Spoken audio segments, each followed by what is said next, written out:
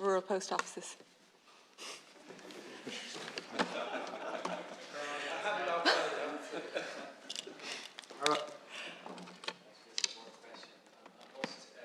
State body with a mandate to act commercially, An Post has statutory responsibility for the state's postal service and the post office network. In addition, Irish post offices are typically independent businesses that are run by postmasters.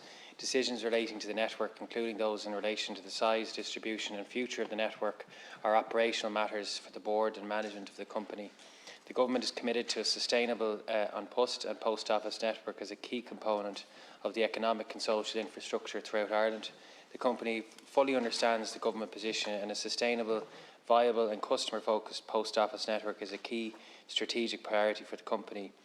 My department is providing funding of €10 million per annum from within the existing capital provision of the department over a 3-year fixed term, 23 to 25, to An Post to support a sustainable nationwide post office network in line with the commitment in the programme for government.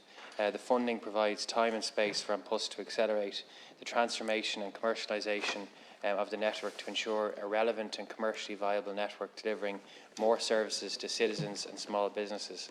The Government recognises the importance of the high quality post office network to our citizens right across the country, as well as the central and trusted role of postmasters in our communities.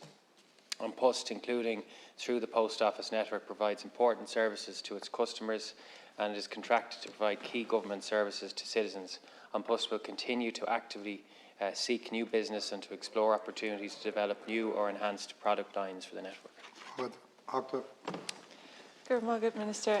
I think what you say about size and distribution and all of those things everyone can understand, but perhaps doesn't take into consideration the importance of post offices, particularly in rural areas, in terms of providing financial independence to lots of people in vulnerable groups, older people, disabled people or people with disabilities, in terms of paying bills and accessing their own finances. And in addition to that, the profound impact when a post office leaves a small town or village, because it's often kind of like a part of the heart of a community. And when that's gone, it's another kind of rundown and derelict building, and it means people have to travel to other urban centres to do things like their day-to-day business of paying bills. And I have to say that I think An Post is one of the best run services in the country. My small family business relies on An Post. We post out orders every single day, and almost without fail, an Irish customer will receive their order the next day, and I just think it's an exemplary service. And to see a reduction in the number of post offices in different areas, I think is a massive mistake, and something that we'll reflect on in the future as a really, really big one. We have to reduce our travel, we have to consider the environment and all of those things. To have services that are so crucial more centralised is incredibly short-sighted. And I just wonder what protections there is for those smaller areas to keep their post offices, or perhaps to reintroduce them in areas that have lost them. So I think that speaks to the €10 million per annum is there to provide stabilisation and support to actually underpin that key social, economic and community infrastructure within our towns, our villages right across the country. I think in the absence of that government decision and the prioritisation within the programme for government to provide that support to post offices, I think we would have a greater difficulty. So I think the state properly has stepped in to help stabilise that. And you're correct in saying they provide a vital service within our communities. And through the pandemic, we saw the essence of that, where our postmasters and our post offices provided incredible community support, and were a key focal point as in terms of the community response.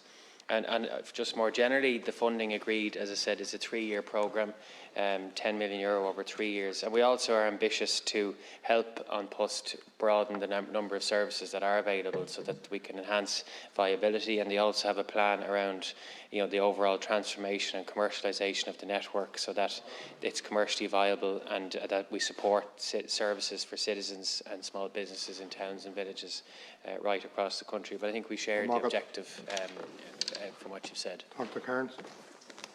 Margaret Keelik, and yeah, I think the 10 million per annum is very welcome. I think everybody recognises that.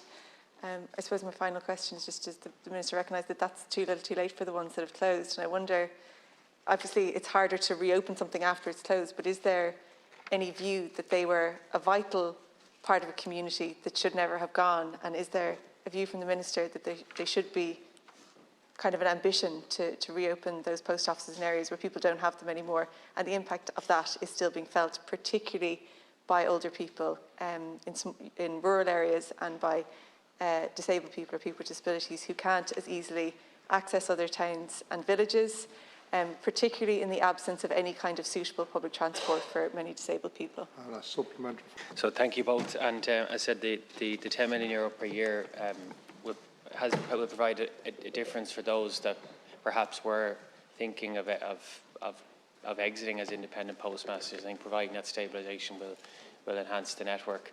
In certain areas there was consolidation, except in other villages there was an exit of a post office. But we have to try and maintain the network, and I think the €10 million will do that as a key component of the economic and social infrastructure throughout the country. Just in terms of Deputy Stanton's point, decisions relating to the network comprising post and sorting offices, including decisions in relation to size, distribution, the future of the offices, are operational matters, and there is obviously engagement, very much proactive engagement between An Post and the trade unions on all matters relating to the sorting offices. And I think it's important in any decisions that are made that there's that partnership approach between all parties involved, and that's how An Post are approaching these matters.